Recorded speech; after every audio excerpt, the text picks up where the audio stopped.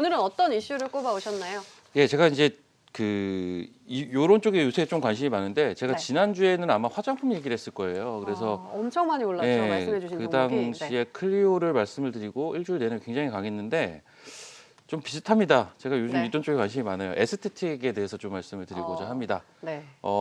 일단은 리오프닝의 한 줄기라고 저는 보고 있어요. 그러니까 리오프닝이라고 하면 과거에 이제 포스트 코로나나 위드 코로나라는 네이밍을 통해서 시장에 많이 알려졌던 그 재료인데 그때마다 이제 변이가 발생을 하면서 계속 딜레이 되다가 이번만큼은 이제 오히려 오미크론이 리오프닝을 빠르게 당겨올 수 있다. 환자 수는 계속 늘어나고 있지만 어느 기점부터는 급격하게 감소를 하면서 오히려 이제 경제를 재개할 가능성이 높다라는 관점인 건데 이미 선진국들에서는 이러한 현상들이 나오고 있고 그래서 이제 우리나라도 조만간 그러한 현상들을 목도하지 않을까라고 보는 거예요. 근데 결국 이 리오프닝 시대 때 많은 사람들이 이야기를 하는 건 소비가 확실하게 좀 증가를 할 거다.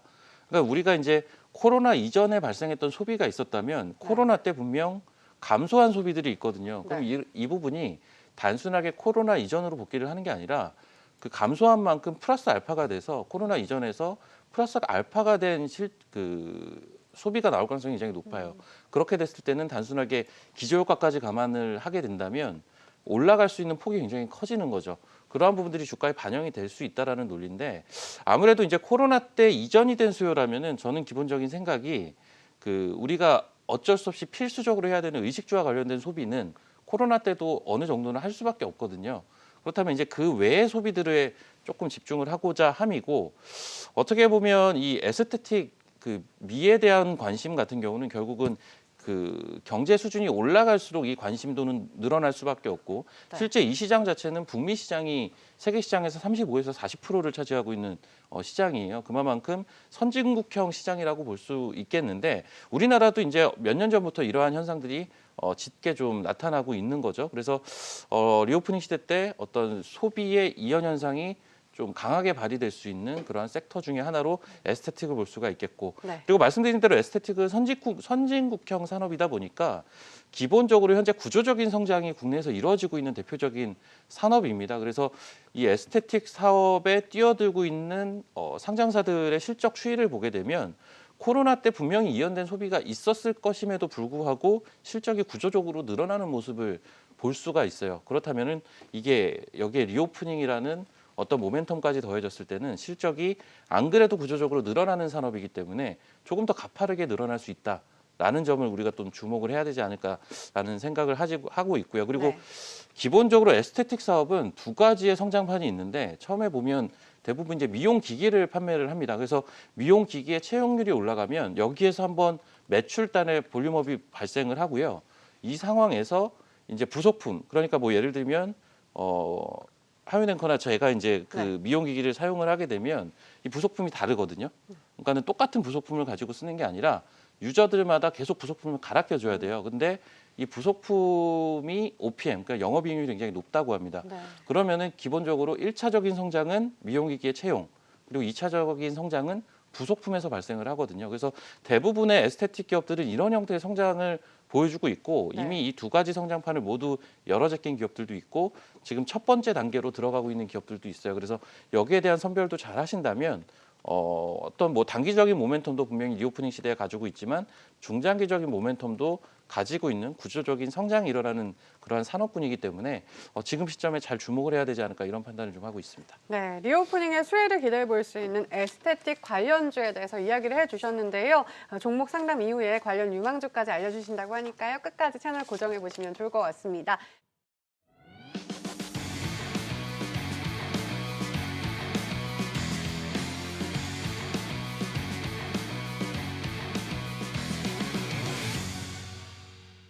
자, 마지막으로 시장을 이끌 주간 테마 유망주 확인을 해볼 텐데요. 오늘은 오프닝에서 이번 주에는 에스테틱의 관련주 요것들을 좀 봐보자 이렇게 말씀을 해주셨는데요. 네. 관련해서 유망주로 어떤 걸 가져오셨을까요? 예, 오늘 말씀드릴 종목은 이제 비올이라는 종목이에요. 네.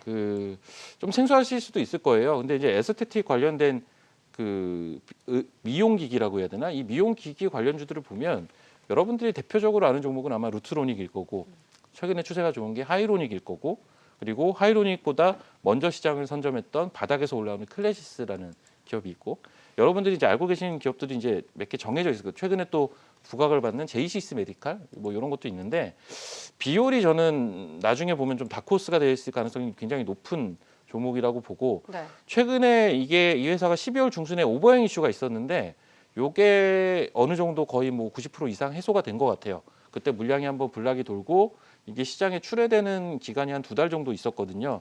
그 2달 동안 주가가 좀 횡보를 했기 때문에 그리고 지난 금요일 날 움직임을 보면 이제는 바닥을 좀 탈피하려는 움직임인 것 같아서 요 시점에 한번 말씀을 드리는 건데요. 일단 이 비올이란 종목은 두 가지 제품입니다. 원래는 이제 스칼렛이라는 제품 그리고 실펌이라는 제품으로 알려져 있던 회사고 이 두 제품 중에 RF 고주파를 이용한 스칼렛이라는 제품이 조금 더 매출 비중이 높았고요. 그리고 이제 실펌이라는 제품 같은 경우는 말도 어렵습니다. 선택적 피부 내 혈관 및 기저막 열 응고 기술을 갖고 있는 네. 말이 굉장히 어려운데 네. 그런 이제 피부 미용기기라고 보시면 돼요. 근데 이 회사가 실적을 보시면 지금 작년부터 확실히 좋아지고 있고 올해 같은 경우 좀 기대가 되는 게 네. 제가 앞서 에스테틱은 북미 쪽이 시장을 많이 먹고 있다고 했잖아요. 한 35에서 40% MS를 이 북미 시장이 차지하고 있는데 이 회사가 이제 북미 시장에 진출을 했어요. 그래서 그 진출한 제품이 그 실펌 X라는 제품이고 네.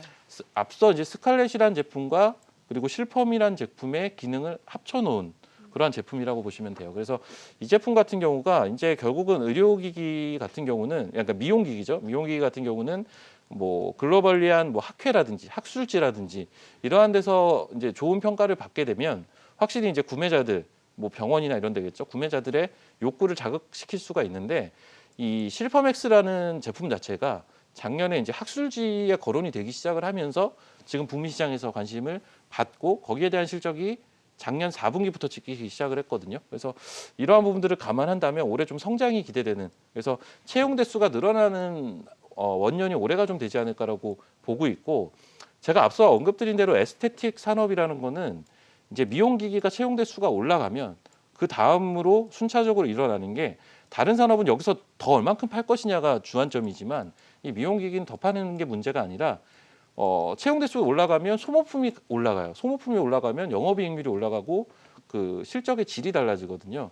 그러한 선순환을 띠게 돼서 사실 매력적인 건데 비올은 그 초기에 있는 종목이다 보니까 충분히 어떤 성장에 대한 포인트도 가져가 볼 수가 있겠다. 그리고 마지막으로 이제 우리가 리오프닝 시대 때 또 관심을 가져야 될 게 지금 우리나라는 아직 환자 수가 계속 늘어나잖아요. 네. 근데 미국이나 유럽이나 이제 서구권 선진국들 같은 경우가 오히려 본격적으로 지금 리오프닝이 시작이 되고 있는 거란 말이죠. 그렇다면 제가 지난주 화장품 얘기할 때도 얘기했던 건데 해외 매출 비중이 높아야 유리해요. 해외 매출 비중이 높아야 유리한데 에스테틱은 산업 자체가 선진국형 산업이라서 해외 매출 비중이 높을 수밖에 없기도 하고 이제 비올이라는 회사도 해외 매출 비중이 80%입니다. 그렇다면은 그러한 부분들에 대한 수혜까지 기대를 해볼 수 있다면 어떤 리오프닝 소비 수혜주로서도 한번 기대를 해볼 수가 있겠다. 마지막으로 차트를 보고 말씀을 드릴게요. 이 회사 같은 경우는 부담이 없는 차트예요. 이게 차트가 좀 희한할 텐데 이게 원래 스펙이었습니다. 스펙으로 있다가 스펙 상장을 했고 스펙 상장한 이후에 오버행 이슈가 계속 있었어요. 그 사모투자회사에서 오버행 뭐 한 처음에 100만 주가 있었고 최근에 이제 500만 주짜리가 있었는데 이게 500만 주 털면서 이제 물량이 다 빠져나갔거든요. 그래서 요 12월 달에 요 대량 거래가 터졌을 때가 요게 블락이 돈 거였고요. 제가 계산해 보니까 대충 물량이 다 소화가 된 것 같더라고요. 그래서 이제부터는 바닥권에서 좀 돌아설 수 있는 구간이 되지 않을까 해서 비올이란 종목을 금일 좀 소개를 시켜드렸습니다.